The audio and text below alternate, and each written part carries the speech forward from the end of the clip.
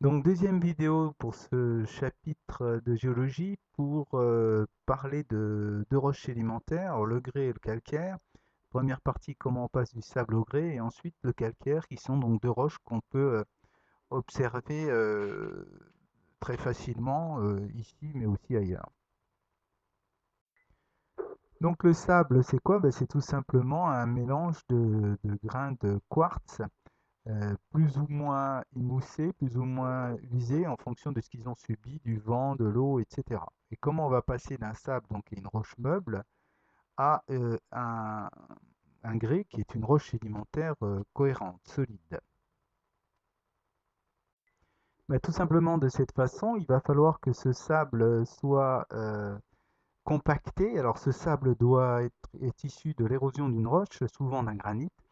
Et ça, donc c'est logique, puisqu'il y avait du granit dans la chaîne hercynienne, dont l'érosion a donné du sable. Et ensuite, par empilement, enfouissement, compaction, on va avoir les grains qui vont être de plus en plus soudés. Puis il va y avoir une circulation d'eau qui va entraîner des dissolutions et la formation d'un ciment qui va donc rendre la roche cohérente. Et on est donc passé du sédiment meuble à la roche sédimentaire, ici le grès. Donc c'est ce que vous avez ici, hein, très clairement. Et souvent, cette dissolution conduit à la formation d'argiles qui peuvent contenir des minéraux oxydés, oxydables, rouges, ce qui explique la couleur rouge du grès vosgien. Mais il n'est pas toujours oxydé de cette façon. Donc vous avez ce schéma dans votre cours et le passage de la roche sédimentaire à du sédiment à la roche sédimentaire compacte s'appelle la diagénèse. Et ça, c'est valable pour chaque fois qu'on passe d'un sédiment à une roche sédimentaire. Par exemple, un sédiment calcaire à un calcaire. Ici, vous avez l'observation d'une lame de grès qu'on aurait pu faire au microscope polarisant. Alors, en première, il va falloir que vous appreniez à vous servir de cet outil très intéressant et qui donne d'ailleurs des observations souvent très jolies de lames de roche au microscope polarisant. Alors le grès n'est pas spécialement joli parce qu'en fait c'est qu'une variation de gris, noir, blanc qui correspond au quartz qui va laisser passer plus ou moins la lumière. Ça nous permet donc d'évoquer pour une première fois le fonctionnement du microscope polarisant. Alors le microscope polarisant, c'est notre microscope classique auquel on a rajouté des filtres qu'on appelle des polariseurs et analyseurs. Donc, première chose, quand on allume la lumière, vous savez, se disperse dans toutes les directions. Si on met un premier fil qu'on appelle le polariseur, donc sur la lame, on voit ici, attendez, pardon, il faut la mettre sur l'ampoule, je suis bête. On voit ici que la lumière n'est polarisée. Attendez, j'arrive. Oui, désolé, un petit bug de ma part, on va pas recommencer la vidéo depuis le début. Oui, la première chose à faire, c'est faire l'extinction, c'est-à-dire qu'on prend le filtre ici et on le met sur la lumière. Donc ici, on va le mettre sur la lumière en bas. On voit qu'une fois qu'on a mis ce polariseur, la lumière, comme son nom l'indique, est polarisée que dans un seul plan. Si on met l'analyseur, donc il y a un deuxième filtre, cette fois-ci il va être ici au-dessus, c'est la tirette de nos microscopes. Il faut tirer du côté LPA pour lumière polarisée analysée. On voit qu'il polarise aussi la lumière dans un seul plan. Et regardez bien, si je mets les deux filtres perpendiculaires, vous voyez ici, les deux plans étant perpendiculaires, la lumière ne passe plus. On dit qu'on a fait l'extinction. Alors quel intérêt? Ben, c'est que si on met une lame, alors on n'en voit peut-être pas très bien, mais si on met une lame entre les deux, eh bien les minéraux vont apparaître en couleur parce qu'ils vont dévier la lumière et ne faire passer que certaines longueurs d'onde caractéristiques. Alors le quartz, lui, ne laisse passer que la lumière un peu, beaucoup ou pas du tout en fonction de l'angle d'orientation du minéral, mais il y a d'autres minéraux qui vont apparaître très colorés, vifs, comme les micas, etc. Il va falloir apprendre à les reconnaître. Vous avez une vidéo plus précise là également sur ma chaîne pour le fonctionnement du microscope polarisant. Enfin, deuxième roche sédimentaire qu'on peut évoquer, c'est le calcaire, donc dans votre cours, et on vous dit qu'il y a deux origines possibles, une origine biologique et une origine chimique. Alors une origine biologique, c'est quoi? C'est l'accumulation de petites coquilles calcaires, mais pas forcément de mollusques tels qu'on peut les connaître, mais des micro-organismes, du plancton calcaire, qui s'entourent d'une coquille. On appelle ça un test calcaire. Et leur accumulation, alors il y en a différentes formes, vous voyez, hein, ça ressemble un peu à des pâtes, etc., ou des biscuits bretons. Il y en a même certains qui ont des noms rigolos, c'est comme ici les coccolithophoridés, qui sont faits de plaques calcaires. Et leur accumulation peut donner des choses spectaculaires, comme par exemple les falaises d'Étretat. Et donc à l'époque de leur formation, il y avait un océan qui faisait 300 mètres de plus au-dessus des falaises et au fond duquel se déposaient ces calcaires. Donc c'est une origine biologique. Effectivement, on voit ici à l'époque du Crétacé, on est d'accord, ce qui veut dire crête. En gros, il y a 40-45 millions d'années, où le bassin parisien était envahi par cet océan et où le calcaire se déposait partout, et notamment donc au niveau d'Étretat ici.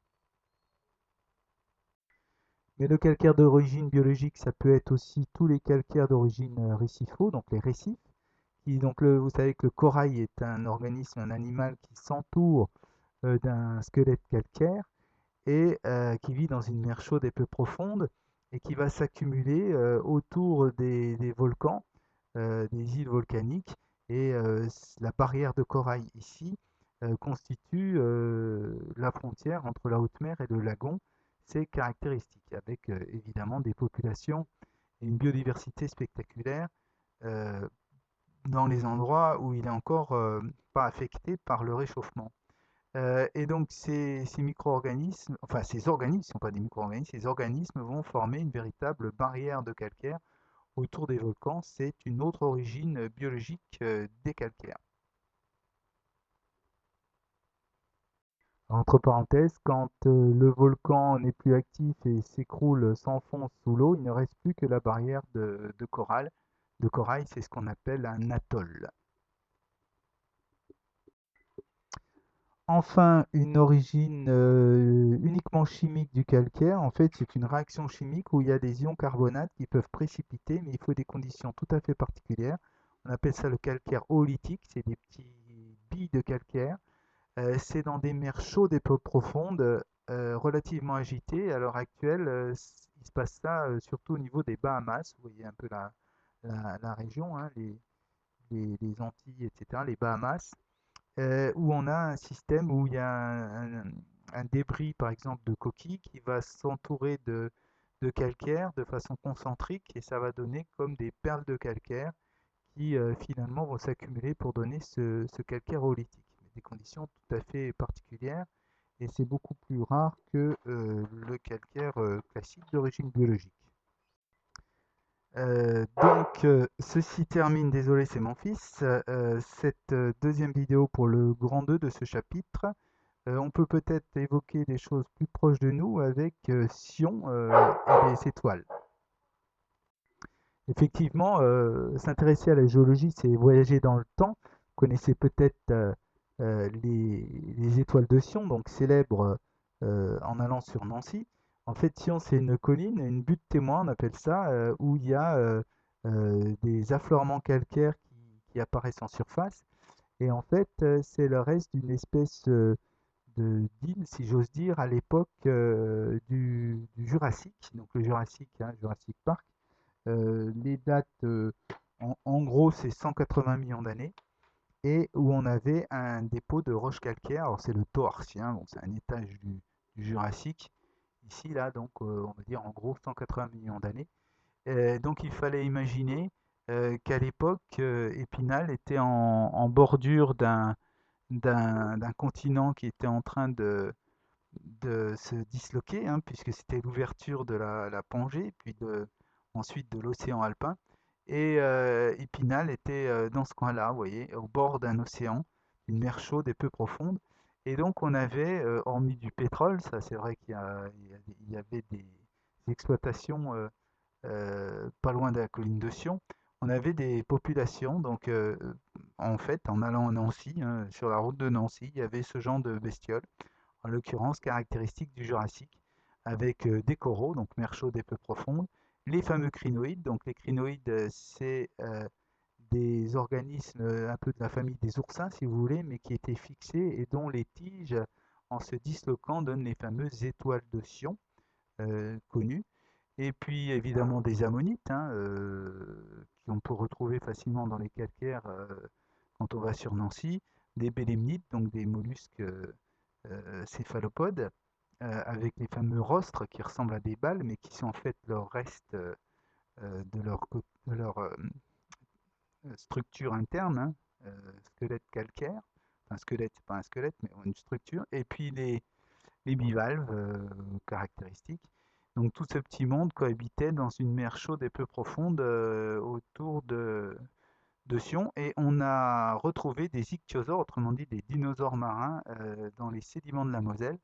Donc c'était une autre ambiance, on est d'accord, mais tout ça, les traces sont encore présentes tout près de nous.